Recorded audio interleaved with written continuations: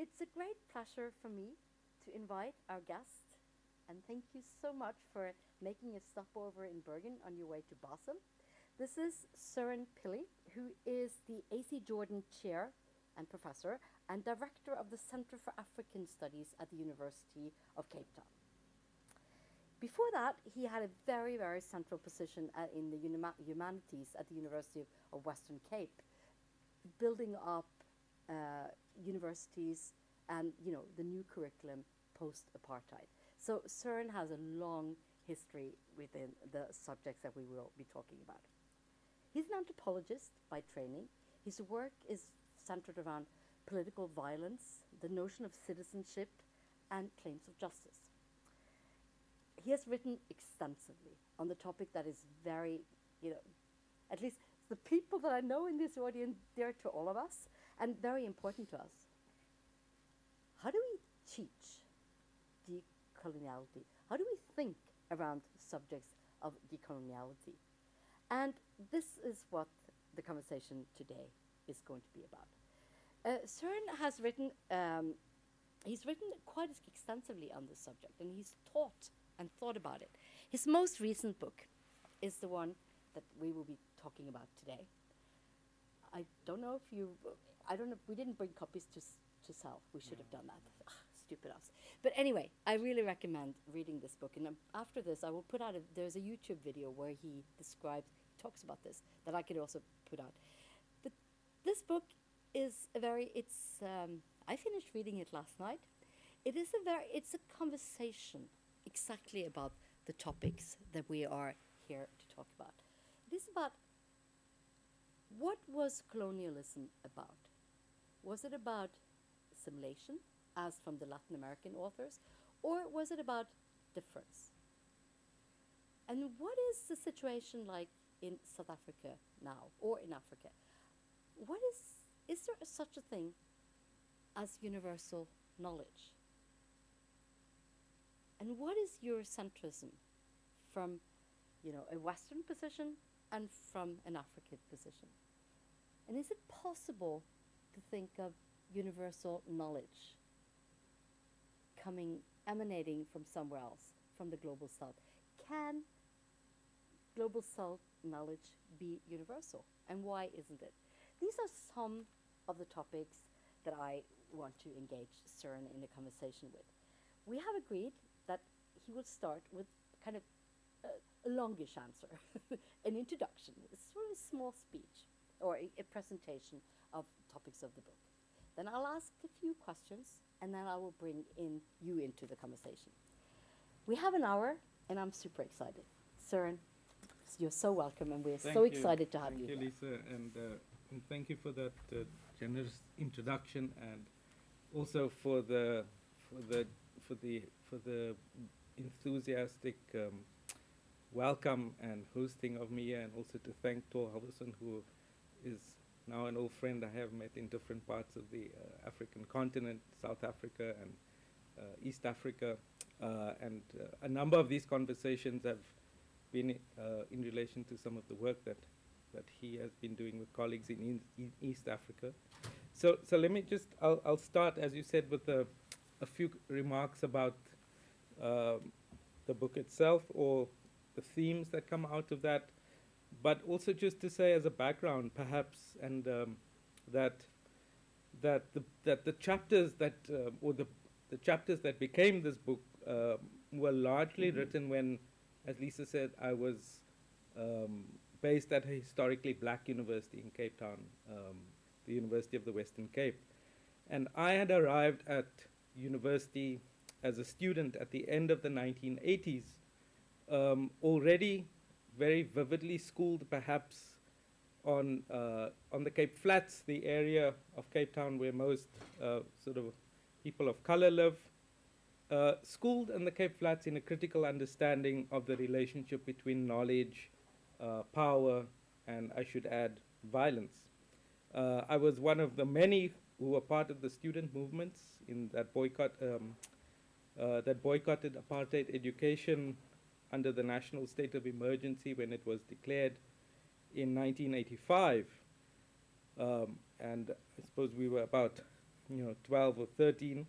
And while we boycotted formal classes, the students decided to continue, to not stay at home, but to continue to occupy the schools by running our own, what we very ambitiously would call education programs, guided by a couple of slogans, one of them being each one, teach one, and another being liberation through education. And the ideological assumption, as I said, with all the impetuousness that, or hubris that youth can licenses, was that we could not rely on most of the teachers in our schools because they were trained by apartheid institutions. We could not rely on them for a critical knowledge or a different story about the reality we were living in or the past of that society. And nor could we wait for the arrival of something that we might have called or the liberation. We had to, in some ways, construct an education of the future inside of the jaws of the apartheid present, of the repression that we were living through. So despite banning orders, the army and police repression, and the ever-present threat of incarceration, that was the kind of conditions under which some of the early discussions, which I was part of, evolved in some sense about what a post-apartheid education might be. And it's been an important one then to ask during the struggle against apartheid, and continues to be an important question that we ask after the end of formal apartheid. So spurred on, I suppose, in 2015 too, by another generation, the Rhodes Must Fall generation, which I think many of you might be familiar with. This politics of asking, what a post-apartheid education might look like, has in more recent times, I think, found a new generation, found new articulations, and in some ways is even globally animated debates and discussions about what it means to decolonize knowledge in a university. So, like others, as I said, I was preoccupied with this inheritance of rethinking the apartheid, of apartheid's university. And debates, of course, on decolonizing knowledge were certainly not new to those with a longer sense of the university after colonialism across much of the African continent and other parts of the world. Nor were they novel or new to black intellectuals, most often outside of the university in the longer history of colonial South Africa. Black intellectuals in South Africa, just like their colonized counterparts across the continent, have long sought to write their experiences and express their views, not just on their own society, but on the world. In colonial South Africa, they did that as journalists, as essayists, as lawyers, as public and organic intellectuals, as clergymen and women. As the spaces for the few critical black intellectuals in universities narrowed, though, after 1948, they also increasingly found themselves writing as exiles. So, for example, the first black African to be awarded a PhD at the University of Cape Town in 1957, Archibald Campbell Mzolisa Jordan, or AC Jordan, was teaching in the Department of African Languages at that university, where I am now, and the chair that I hold, as you mentioned, is the AC Jordan chair. He ended up in exile in the United States because he received a scholarship to the US, but not a return visa. He had to leave. And there's a whole host of others who found themselves in that position. So there has been a black intellectual tradition, but as I said, often outside of the university. And now we're thinking of how we bring that intellectual tradition into the canons of the university, into what we formally teach. And there's an exciting revisiting of those. I'll just say, perhaps lastly, in the early debates on the reconstitution of the humanities and social sciences, the challenge was expressed less in terms of transformation, or rather was expressed in terms of transformation and deracialization, and we can unpack those notions, and not so much, as I contend, in terms of decolonization. And that I argue, while the objective of deracialization is and continues to be important, it in many ways obscured the colonial character of apartheid and its education project, and therefore did not present the challenge of rethinking the humanities and social sciences as a project of decolonization at the time, immediately after 1994. So whilst decolonization is the dominant framing of the challenge today, it's worth recalling the genealogy of the debate in order to, I think, map out the stakes in the distinctions between the notions that we talk about: transformation, deracialization, decolonization. And my proposition, as I argue in the book, is without confronting decolonization, you can have the deracialization of the university, but it can remain a Eurocentric project in a way. And again, we can unpack that, right? So, and that's again also where I think we looked at the kinds of debates that were animating people in other places. So in the Rhodes Must Fall movement, much of the framing of the discussion was inspired very powerfully by the conceptual language of Latin American decolonial theory. And that became a very useful way for many students to make sense of the conditions they were finding themselves in. As you have mentioned, Latin American decolonial theory is characterized by the notion that there was an enforced project of assimilation, right? It rejects, as an approach to thinking, decolonization as a specifically historical experience in favor of a more abstract concept of coloniality. And I ask in the book, what happened when decolonial theory travels to Africa? What does it open up in perspectives of how we think about our history and situation and our challenges? Or what might it obscure about the conditions? What is different in our experience? What is the colonial experience look like from the vantage point of our history? And does it entirely capture or enable us to fully think through what we confront? And do we need to mark the difference between ourselves and that as a project? And again, I think that's what we can talk about in the notion of difference. So maybe I'll just sort of end there and we can open it up. Okay, fantastic. Thank you so much. So here's the thing. This book is exactly the way.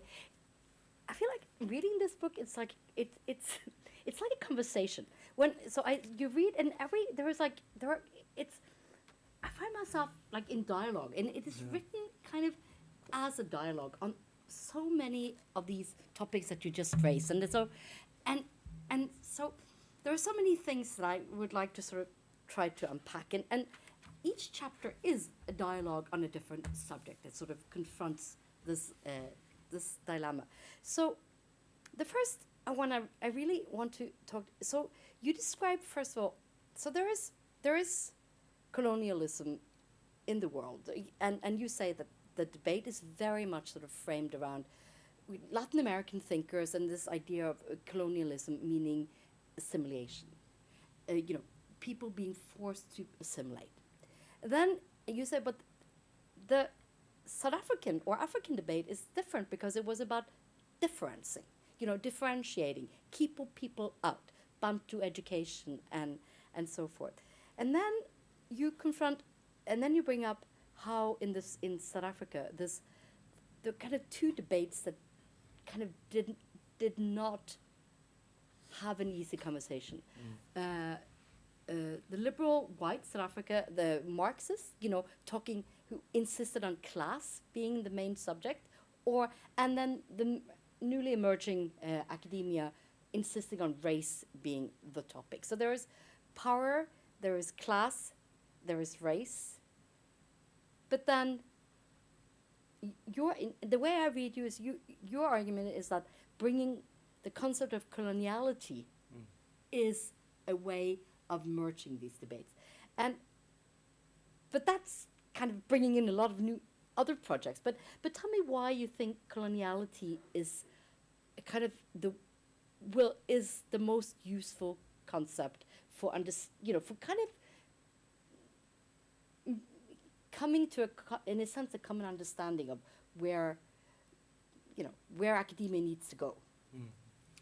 Because I think there is confronting inequality. I forgot inequality. So there's class, there is power, there's inequality, and race, right?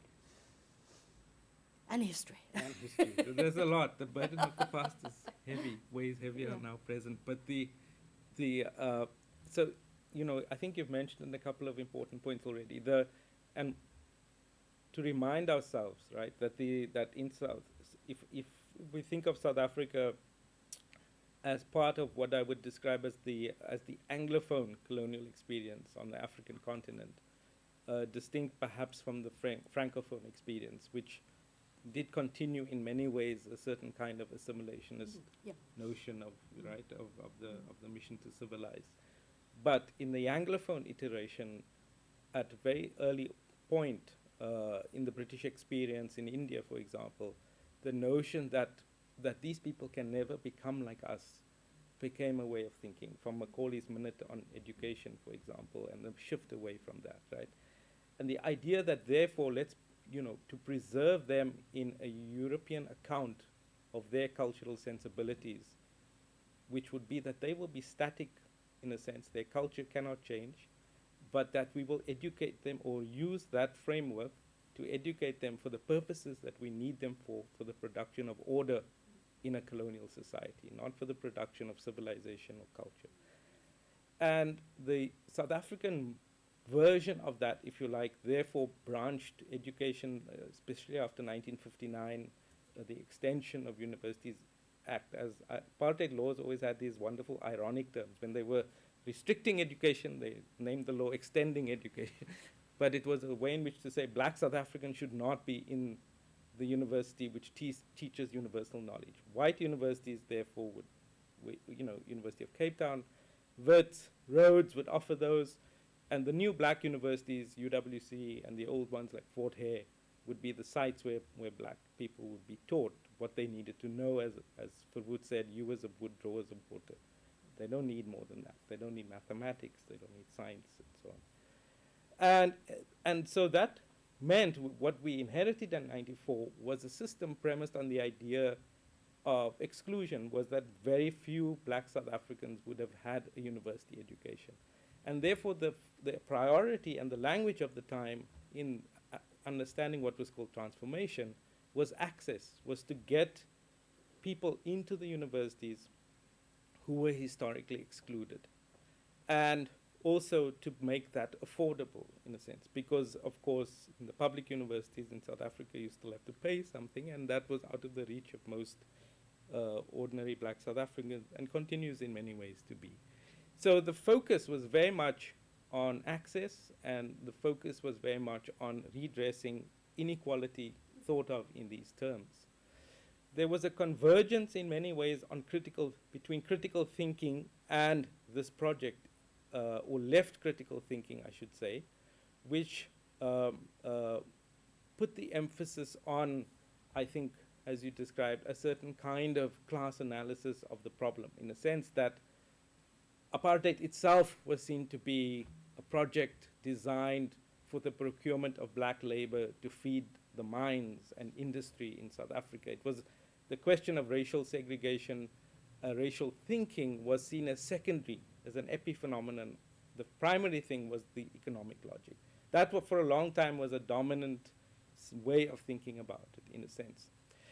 What happened was when the students started to come into universities like UCT or Wits, black students who are now a first generation post-94, who had now been to, in some of them, semi-private and private schools, who were coming in with a certain, I think, degree of confidence, but were minorities in an institution where 90% of the academic staff was white, and they were a minority of students when they came in post-94, at least by 99 and so on. They felt, I think, this pressure to assimilate very powerfully. The institution was alien to them. They were first generation.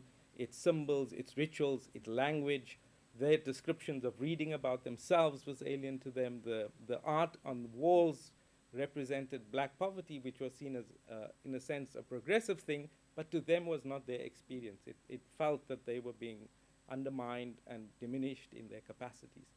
And that's, I think, the start of a certain kind of revolt by that generation that produced Rhodes Must Fall, was to say, we want an institution that reflects us. And that's why it started in the historically white universities, but led by black students. In the black universities, fees were historically the protest, or the animation for protest was fees and the kind of economic challenges. And I think they raised the question very critically, was to say, we might have resolved certain, to some degree, kind of class questions for ourselves, our families, who are now aspirantly middle class. We can afford to come into a university like UCT or WITS, but we're finding that that doesn't address certain identity questions for us.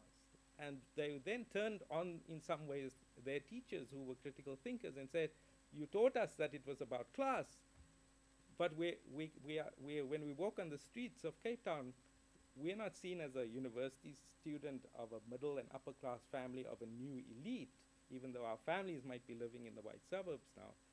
We're just a black person on the streets of Cape Town, looked at by white people in the suburbs. So race was very important. And they were finding that you couldn't simply get out of the question of racial identity or racial discrimination by addressing the class questions. And I think that's where they turned to theoretical framings that would help them. And Latin American decolonial theory helped them because it was drawing on Fanon, it was drawing on a certain notion of the black subject, it was drawing on North American discourses of assimilation for minorities, you know. So I'm very empathetic in a way to the turn, and I write about that to kind of understand what was so appealing. Why did they need a language like that? But then it is also to say, in that moment, what gets missed in the South African experience when we do that? If we simply translate a critical discourse that starts as a subversive project in one place and translate it uncritically into our space. And so we can start there with this notion of coloniality and coloniality of being and the kind of existential question of everyday racism. But if we were going to think about what entraps us in our difference, then we'd have to, in some ways, go beyond that. And go beyond that, why? Because when you turn to saying that we will mark, that there was something that's lost in the African experience, or we need to retrieve something from an African past that shows that we had something wonderful, we often can uncritically embrace a knowledge that itself was produced by certain colonial accounts of how Africans are supposed to be different to Europeans.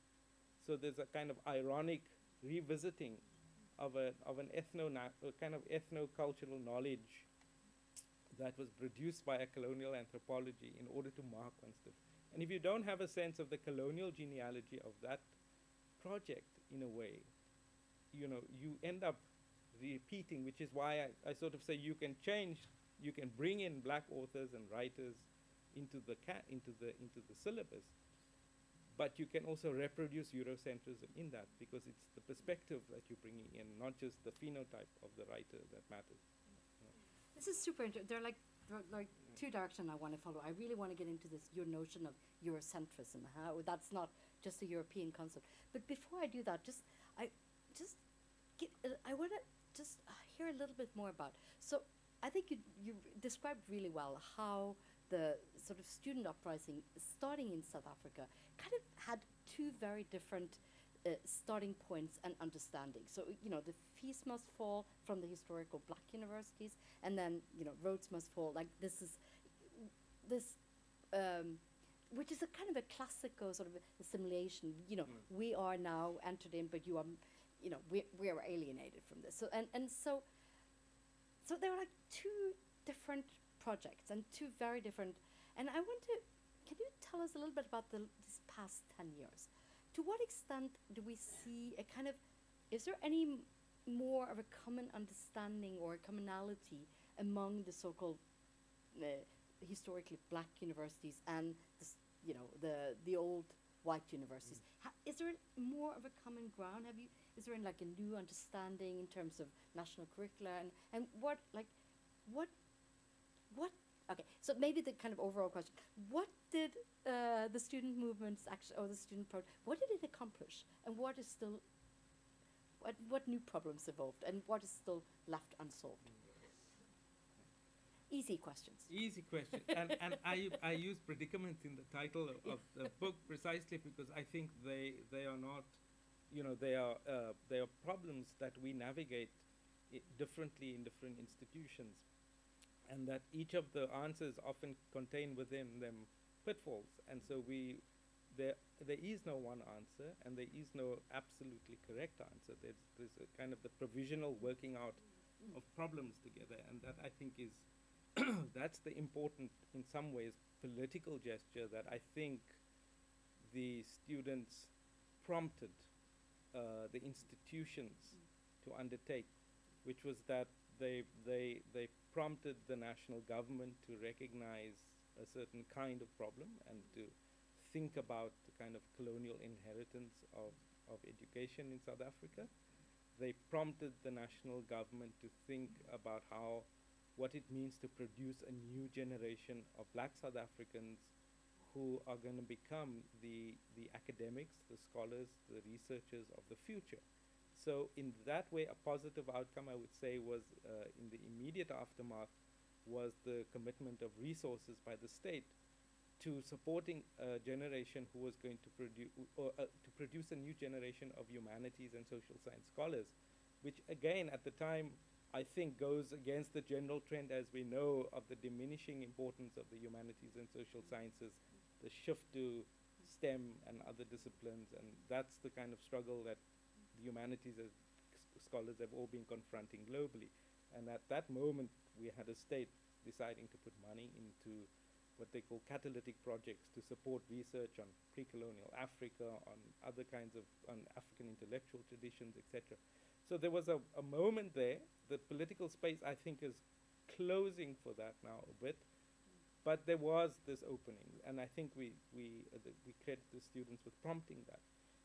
The other thing I think was then that translated into a kind of project from the government to say, what can universities do to transform, not just in terms of demographics and representation of who is in the university, but what can they do in terms of their curriculum. So there's a number of initiatives now that are underway, or at least the universities have to undertake, let's put it that way, to engage with the question of curriculum transformation and decolonization of knowledge and so on. The pitfall, of course, I think, as many of you know, is when you translate a subversive project into a bureaucratic project of the state, something gets missed or lost about what is critical and the space. And I think we're in that moment where, the difference becomes a kind of exercise of satisfying a government project of ticking the boxes. We have had a discussion on decolonization, we have had a discussion, and we are done with the project, and years.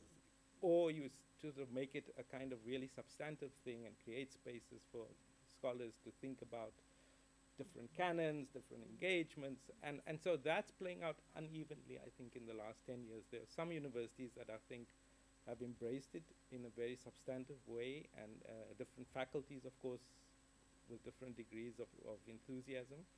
And there are others who I think are, performing the function in a way of needing to be seen to be engaging. But I think on the whole, it's there. I think as many of you know who I think study in kind of educational institutions, they change with generations. So very quickly, as I was saying to you yesterday, we're now already in a space where a new generation of the first year students and second years, for them, Rhodes Must Fall is a thing they have heard about from others, but they don't necessarily fully grasp the moment that it was, or its subversive potential, or the pitfalls, or all of the debates. So there are those in the student movement, some of them who are still in the university now, doing their PhDs now, might have been first or second years, who are trying to keep that conversation going and organizing discussions and so on and so forth. But I think the kind of energy of that moment has dissipated, at least in the student movement. But on the positive side, it's become part of a legitimate conversation in the universities to that degree, I would say. So this sort of, yeah, I'm very soon letting you guys in. But also there's this, like, reading this book, I was like, I want to talk about that. I want to talk about that. And yeah. Yeah, you can. So what I wanted to say is, like, you have a very, to me, an enormously inspiring discussion on Eurocentrism, and how you understand Eurocentrism, and what how you can, how you can be an African university with, all teachers trained in Africa and still be Eurocentric, and so I wanted to, can you just, like, describe your notion of Eurocentrism and how you think Eurocentrism can be combated, both in Europe or in the West and in the South? What is this notion, and how do you use this concept? I found it extremely inspiring reading it. So, thank you. instead of me butchering your thoughts. Well, I think in many ways I've come to think of it, along the line. Firstly, of course, in the notion that Europe is not a place; it's a certain kind of idea, and the upholding of the kind of historical progression of Europe as a teleological end to which the world is moving, and we are in different kind of timelines or paths towards the same end. And so everything is judged very simply by the end point we're all supposed to be going to, right? And that means that in development projects, in educational projects, and that everything is measured along the lines of the aspiration to the idea of what Europe represents as the high point of civilization.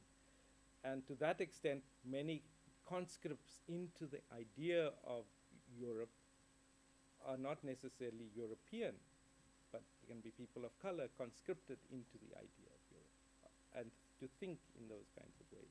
In the everyday ways we think of all our academic projects, political science, sociology, economics, and so on, we all have different languages which assume consolidation of democracy as a certain ideological endpoint, less developed, more developed, all the implicit formulations around that. And I came to, I suppose I make the argument in the book that because there is this call in the South African iteration of decolonizing knowledge, unfortunately we in South Africa often also think this is the first time these questions get posed when we pose them. And that's another element of, I think, our challenge is to say, what can we learn from the experience of others whose decolonization projects started a long time before us, who posed many of these questions, answered many of these questions, but also saw the pitfalls in the answers later on, so the early debates in Dar es Salaam, the early debates in Makerere, the early debates across the continent really, about Afrocentrism, decolonization, getting rid of the European canon, closing the English literature departments, closing the anthropology department, and then thinking, hold on, and so to ask, what does it mean to say there's a certain kind of Western hegemonic project or a European project? What does it mean to Africanize? And does it mean that we say that the West is something alien to us, that we have to remove or kind of remove ourselves from? And I think decolonial theory from Latin America tends to encourage that kind of notion that one can step out of the Western episteme, that's true decolonization. And of course, I think to some extent I'm questioning that, because I think before, as I argue in the book, before we think we should step out of what we think is the Western episteme, let's ask critical questions about the story the Western episteme tells about itself in terms of who produced that knowledge that is now considered Western. What is the moment in which the knowledge of peoples who contributed to the Western episteme were removed to turn it into a European story? And before we give up on it, let's make a claim on it, to say actually Africans have contributed to the production of knowledge that we now think is Western and universal. That African knowledge is not necessarily something that should be concerned only with Africa, or that we think that we only look inward and we claim that as our inheritance, but to say actually it's a universal knowledge that has been produced and that we need to democratize the story about its production. And that that I think is a kind of undoing of a Eurocentric project, to say, that Western philosophy, for example, one can tell a different story about it. The story of science, as I have in that chapter that emerged, because I was engaging with people in the science faculties, and they were saying, oh, this is very nice, but doesn't apply to us. We don't want to you can decolonize. In their head, it's sort of a certain kind of anthropological, mythical knowledge that you're talking about. So we can't interfere with that, because gravity is gravity and mathematics is mathematics, and you don't want a bridge to fall on your head or decolonize engineering, So don't tamper with us, and I want to engage this idea, but it might not mean these things, or this is not necessarily decolonization in the way that you're describing, but maybe telling a different story about science is an act of decolonization. Who contributed to scientific knowledge? Was it only the kind of genius of the European Renaissance or Enlightenment, or were there many others in the longer history who are part of the story outside of Europe? So that's a kind of sense in which it can be an empowering story to say to people in the colonized world, actually, we're not alien to this notion of rationality, of scientific achievement, of the story of mathematics. We've been part of its history from the beginning. So let's tell it that way. In the same way that one can, I just, end on this point, you can talk about what is a foreign influence, for example. And some of the kind of critical discussions about, Christianity or Islam is a foreign influence to Africa, for example. Those were some of the debates about what does it mean to have an African kind of form of religion. But then you say, but think about that history. And when, there is a certain account of Christianity, you can say, arrived in the 18th or 17th century or the 16th century or post-1492. But there's also a history to Christianity if you go to, Lalibela in Ethiopia.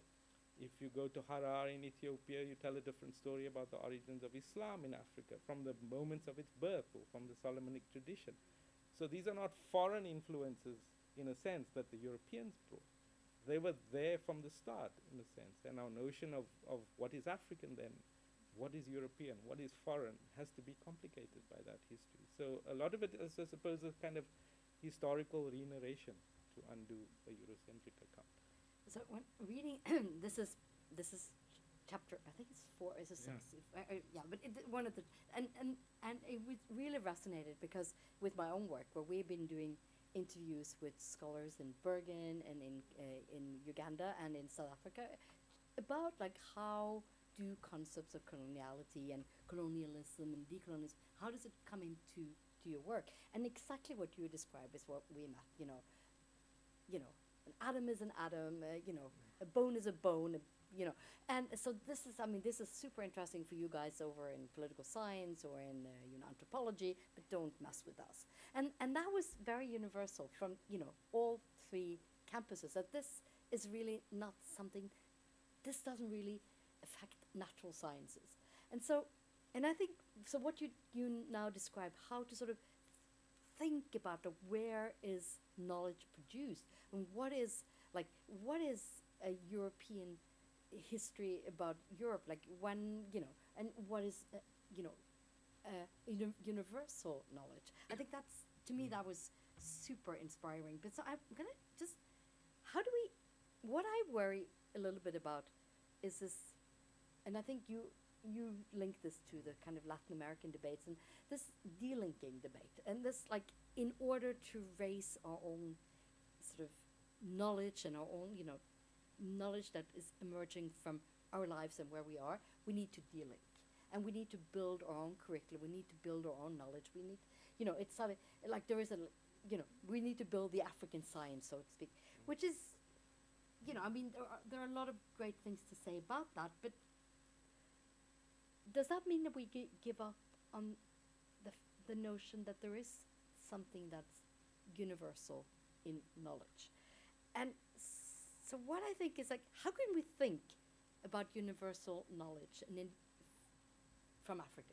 How can we sort of, if we agree that Eurocentrism has really not got, is there a possibility of changing this and building universal knowledge from Africa?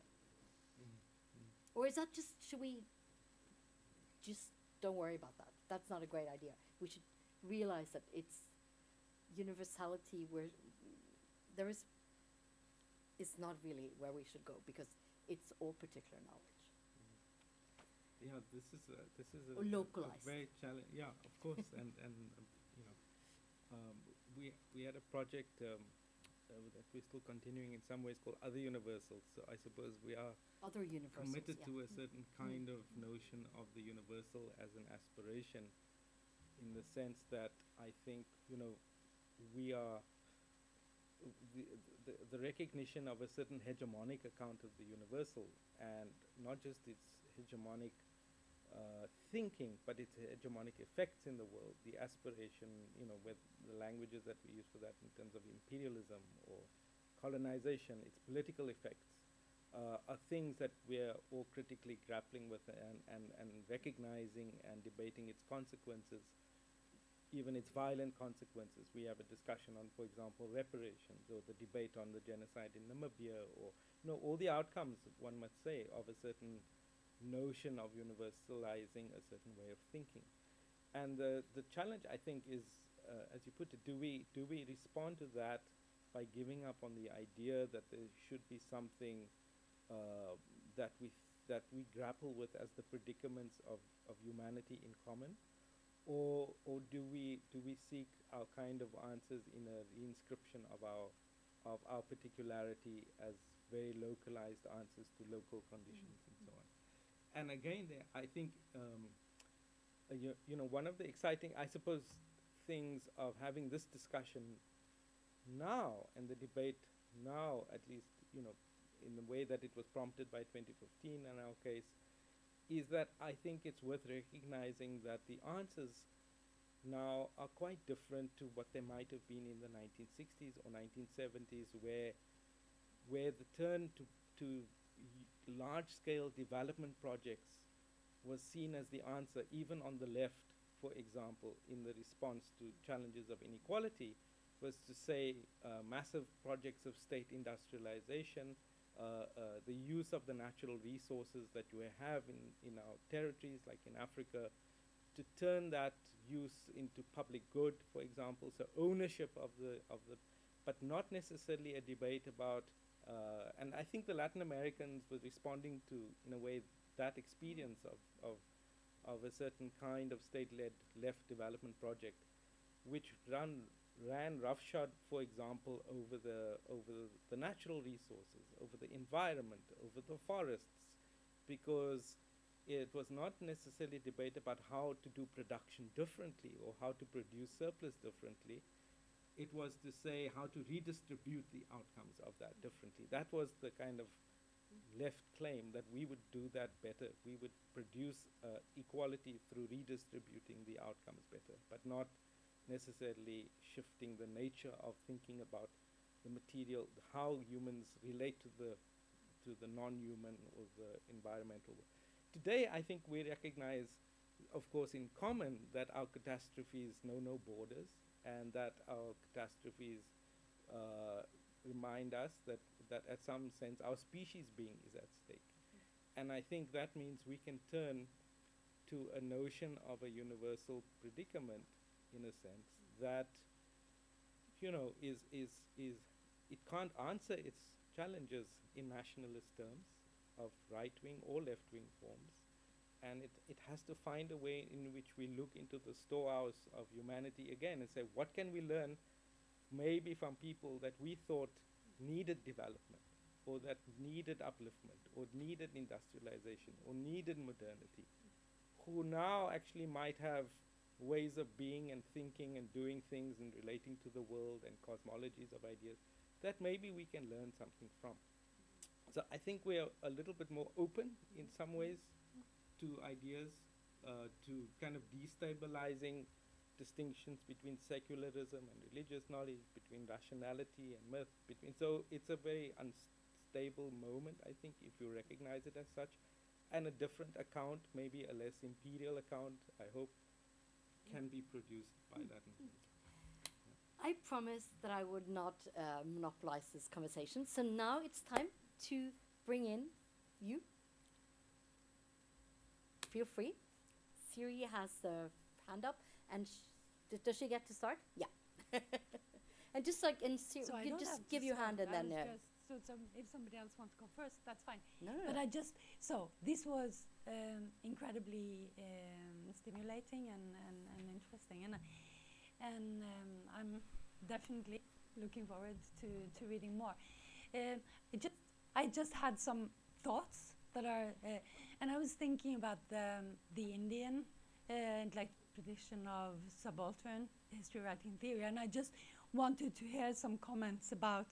So it's very interesting to look at the relationship with the theory from Latin America, but I would also like to hear your thoughts on sort of what is different. And of course, there is more; it's broader.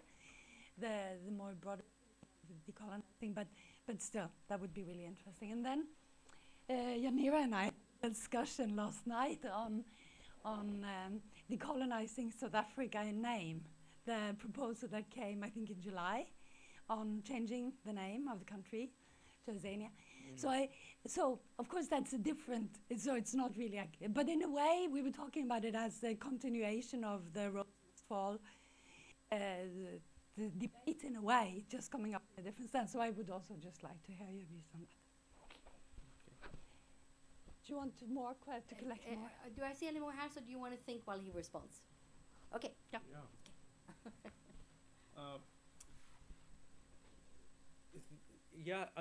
So I think it's very important you raise this. I mean, not so there's the Indian the subaltern studies school, which I think was very formative for many people.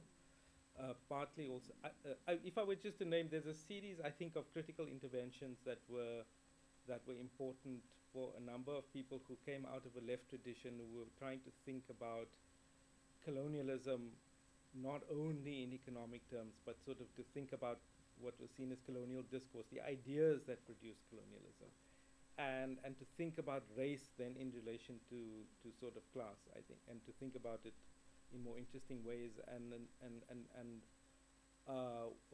one of the figures I think that was quite important was, I think, Stuart Hall, and the kind of whole notion of cultural studies that came out of that project in the Birmingham school. Of course, I think texts like Orientalism was very important, putting Foucault and Gramsci together, as Said did, to think about not just the Orient, but the production of thinking about the world in that ways. And then, of course, out of it's also the Indian left tradition of asking critical questions about the nationalist historiography that had been produced in left thinking about India, and to say that there is something that was produced in that was not simply derivative, right, as a discourse, as Partha Chatterjee called it. So what was distinctive about a certain kind of mode of thinking about nationalism and about the kind of colonial inheritance of political identities and how they were playing out. And I think there was a very interesting moment in which there were sort of African scholars in conversation with subaltern studies, in conversation with Anglophone Caribbean scholars. One thinks of the work of Valentin Mudimbe's famously The Invention of Africa, which was in very direct conversation with that. So I do think there are these, and I would situate in a way my argument within a kind of lineage that revisits or reconnects to that critical tradition, I suppose, because that's where the arguments about, these notions of Eurocentrism emerged, and also how we make claims on it and how we deconstruct and reconstruct it, without thinking that one can, where in a way there was a weariness about what it means to step out of the Western episteme into something that we might call, that gets called in some places, a kind of indigenous knowledge. And I think you can see where that went, you know, in the Indian experience with Hindu nationalism. And you can see where that went in some experiments on the African continent with Africanity, with Mobutu, and kind of notions of what it means to reinvent oneself as African. So I think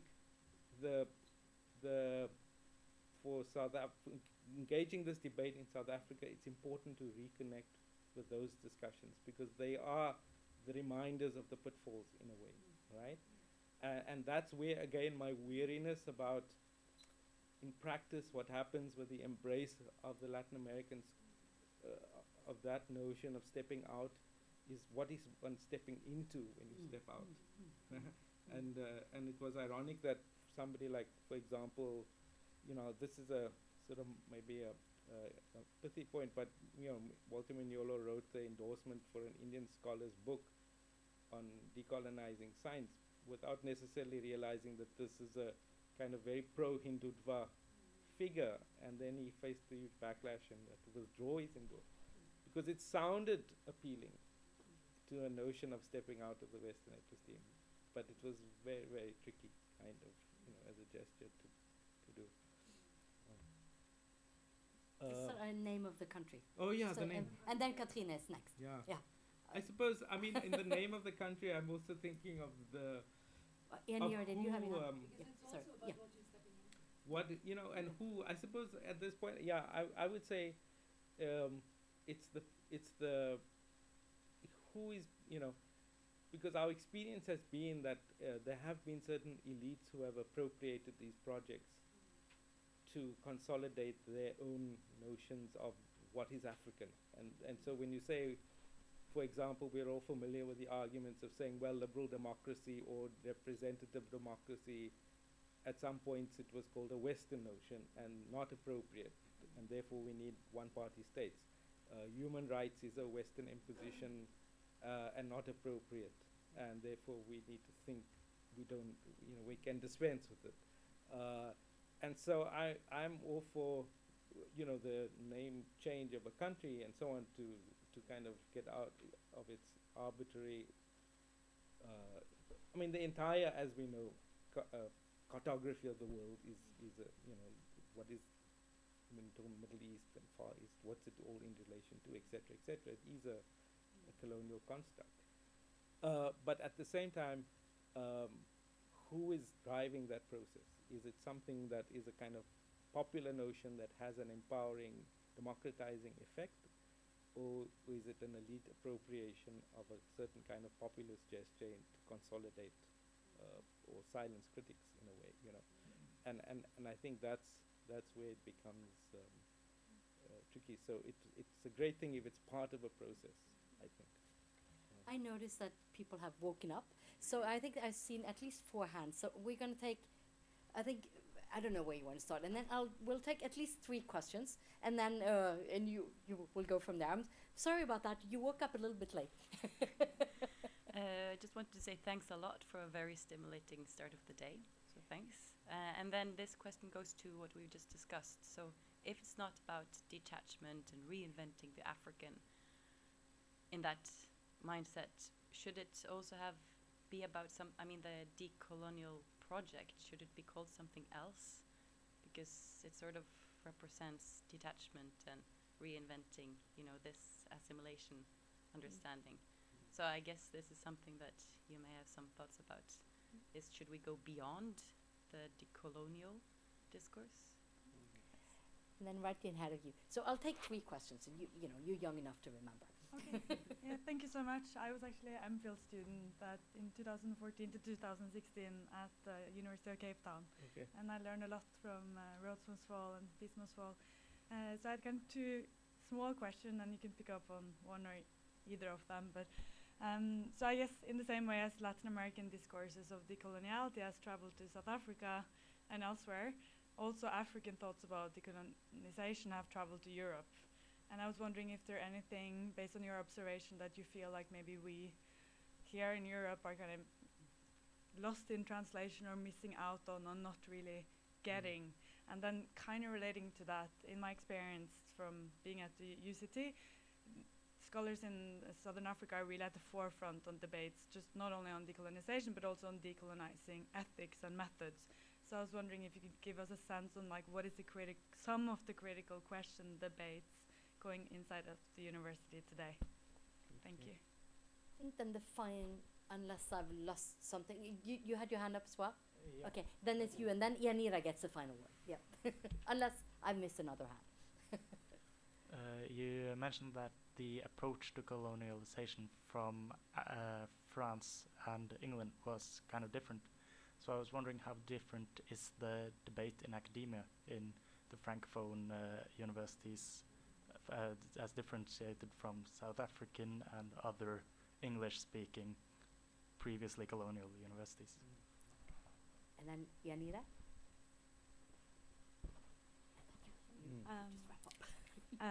My question is actually about the neighboring country. I was wondering about Mozambique because after independence there was a lot of there was a project of the colonization of knowledge and the idea of Homem Novo, new man. So I was wondering about other countries' experience where the colonization of knowledge became a really nationalistic project, and I think that has been the case in many other countries. I was wondering how can we detach these two concepts so the colonization should not actually be this idea of assimilation or at least of unification, but also of the elimination of difference that exists. Thank you. Thank you so much. Excellent questions. Okay. You have now the final words to Okay. wrap up and see what, respond as well as you can. Let me I'll maybe try and tie some of it together and say, I suppose the kind of question of do we go beyond the language, and in a way I think maybe connected to your question of what's how it travels to Europe. I would say that I think we're still engaging with recognizing that the world is produced out of a certain kind of colonial experience, and that we're recognizing or debating what that means. So whether we're post that moment, I'm not sure, and maybe the language is still useful because we're inside of it and we can debate and have different views on what that means and what its legacies are. Is there a legacy, isn't there, etc. There's a Nigerian scholar, Olufemi Taiwo, has written a book, I think last year or the year before, called Against Decolonization, because he feels that it's entirely inappropriate at this point to talk in these terms. And I don't necessarily agree with that, but it's that would be one kind of argument. So I think we're still in that debate, and therefore maybe the language is a useful one to think with. Partly also because, to get to your point about how it travels, is I think we are having this debate now in a sense of recognizing that decolonization is not simply a responsibility or problem for the colonized parts of the world, but that the world that we live in, to take the Caribbean scholar David Scott's notion of colonial modernity, that modernity itself, the totality of North and South, is produced out of this encounter, right? And that therefore the responsibility, the burden, the inheritance, the trauma, the beneficiaries are all entwined in a kind of world that we live in common.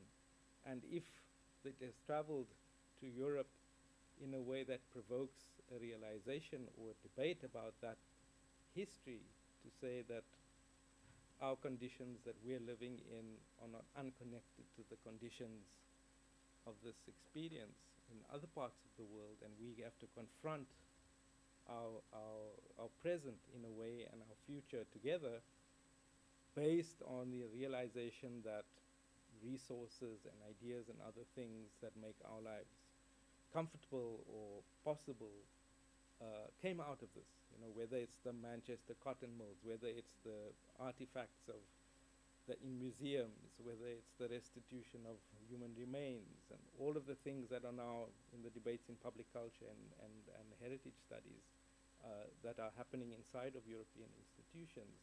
in some ways might be prompted by that debate. You know, so I think it's an open-ended one.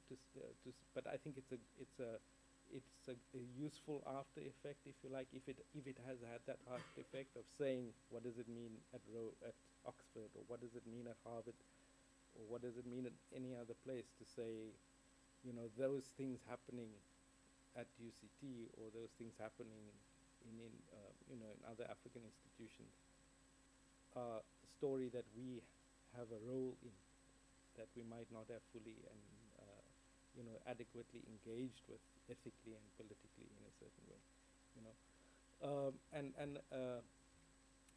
You know, to get your point about the Mozambique and Angola, it is one of the things that I think we struggle with, is that we're not just partitioned by a certain nationalist imaginary, but that we're partitioned by our linguistic divides in the continent. So South Africa, as those of you who know South Africa very well, is very, not just cut off beyond the Limpopo from the rest of the continent historically, but is cut off from our immediate neighbors by the linguistic divide between Lusophone and Anglophone speakers.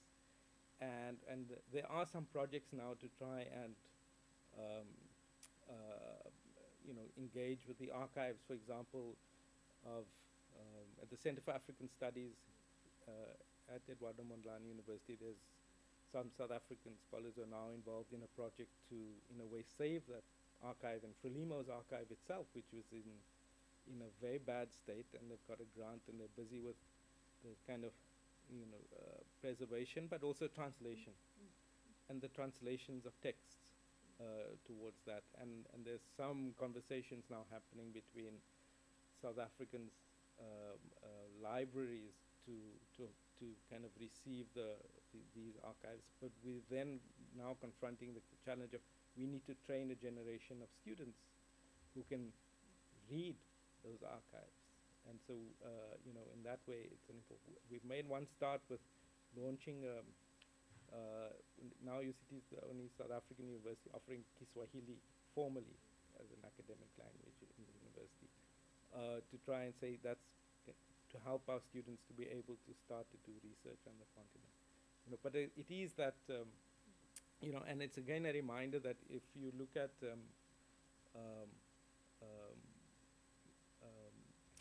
one of the kind of important, I think, texts that's come out in the last few years by a young scholar whose name is I'm completely blanking on, that revisits the early Pan-African formations, you know, in the archives of that, which she, through the notion of world making. And what she argues was that the demands in the anti-colonial movements led by the early kind of formulators of Pan-African, particularly not just Du Bois, but, you know, Nkrumah, Nyerere, and others, was that they were not fighting for independent nation states to become, you know, one among many.